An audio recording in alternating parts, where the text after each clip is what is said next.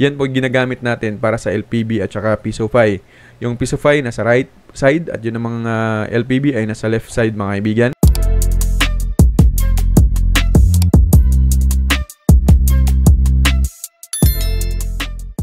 Mga kaibigan, magandang araw po sa ating lahat. Muli pong nagbabalik ang inyong lingkod, Highly.comworks. Ngayon mga kaibigan ay magpapa-shoutout muna tayo sa mga kaibigan ho natin na nag-subaybay ho sa atin at nag-join ho sa atin pong pa-shoutout, nagpa-member po mga kaibigan. Kung gusto nyo pong magpa-member sa pa-shoutout ho natin ay mag-join lamang ho kayo mga kaibigan.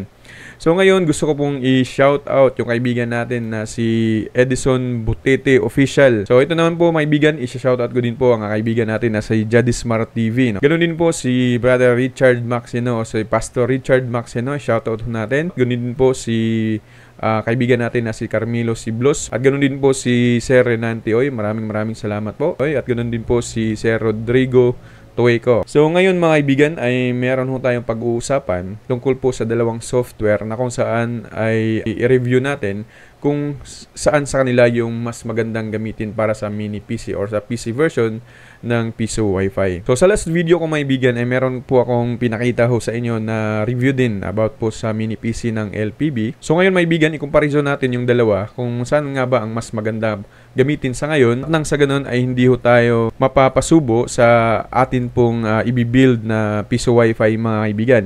Kaya't magbibigay ho tayo ng honest review. Yun pong experience ho natin kung saan ang mas maganda sa dalawang ito. Okay? So ngayon mga kaibigan, makikita ho ninyo sa screen, meron po akong nilalarong ML po dyan. So habang naglalaro ho ako, yan po ginagamit natin para sa LPB at saka Pisofy. Yung Pisofy nasa right side at yun ang mga LPB ay nasa left side mga kaibigan. So makikita nyo mga kaibigan sa laro po yan is napakababa lamang po ng ping. Nasa 28 to 40 lamang po yung pinakataas na ping. Kapag nilalaro ko po yung ML mga kaibigan, nagamit po ang software na ito na kung saan ay naka mini PC po siya. At ngayon naman pakita ko sa inyo yung pong speed test natin. Gamit po ang Ookla mga kaibigan. Makita ho ninyo sa right side ay Pisofy po yan. Umabot po siya ng 4 or di kaya nakafix siya sa 5 Mbps. Ano? Yung download at upload po niya ay umaabot po siya ng 5 Mbps. Kung mapapansin din po ninyo sa LPB ay nasa 1 or hindi po papatong ng 1 Mbps yung kanyang download mga kaibigan. Pero yung kanyang upload ay papatong po ng 1 Mbps. 1.8 Mbps lamang po ang kayang abutin. Kahit anong adjustment ho yung atin pong ginagawa sa settings or sa admin ay talagang yan lang po ang atin pong makukuha mga kaibigan. At ngayon naman mga kaibigan ay yung specs yung atin pong titingnan sa Pisofy at saka sa LPB. So makita ho nyo dyan sa video na yan sa left side natin ay LPB po yan na kung saan ay yun pong mga yung specs na kukuha naman. Halimbawa kung Core i5 yung atin pong ginagamit ay nakukuha po yung 6 or nababasa ho natin sa settings ho ng admin ng LPB. Pero yun lang yung hindi niya nakukuha yung yung storage at saka yung RAM kasi sa memory ay kahit po naka 8 GB ho kayo ay ang makukuha lang ay 1.7 MB. At saka yung storage kahit po naka 120 GB kayo sa SSD, makukuha lamang po niya is 4 GB to 10 GB. Ayan po mga kaibigan. So sa right side naman, dyan po yung Pisofy na kung saan ay talagang accurate yung kanyang makukuha. Kung ano yung memory mo, ayun yung makukuha niya. At kung ano naman po yung storage na nilagay natin, ayun din po makukuha ng Pisofy.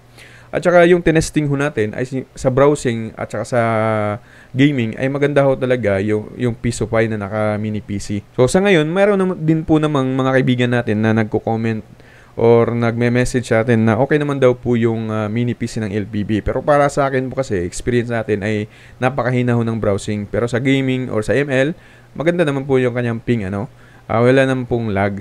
So ngayon, sa ngayon, para po sa akin, depende po yan sa inyo kung saan po ang inyong pipiliin.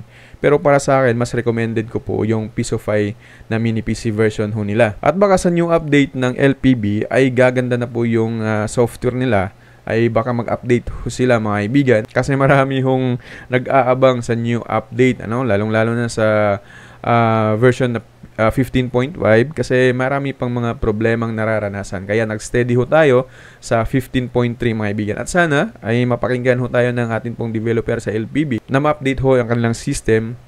Napakarami po kasi mga kaibigan. Alam ko din po na hindi po basta-basta ang trabaho na po na yan. Kaya Yun lamang po ang ating gagawin, maghihintay lamang ho tayo. Tayo po ay medyo mga kaibigan ay hindi po komportable sa software natin ginagamit, mag-search or mag-explore ho kayo ng ibang software.